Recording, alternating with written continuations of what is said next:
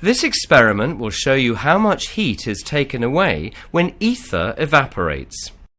We need a beaker, a dish, a hand pump, 2 thermometers, an electronic balance, a retort stand with a clamp, some ether and some water. The room temperature is now 20 degrees Celsius. First, we pour 40 grams of water into a dish. Then, measure its temperature with a thermometer.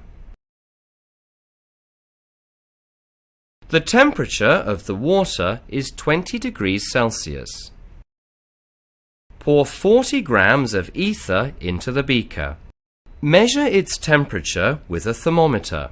The temperature of ether is 20 degrees Celsius, which is the same as the water and the room temperature. Then put the beaker in the dish of water. Set the balance to 0. Pump air through the ether with a hand pump continuously to speed up the evaporation of the ether.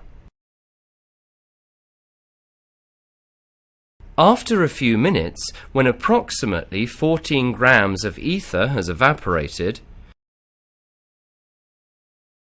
we can see the water has turned into ice, and the temperature has dropped to 0 degrees Celsius. Can you calculate how much heat was taken for 14 grams of ether to evaporate? And among it, how much heat came from the water?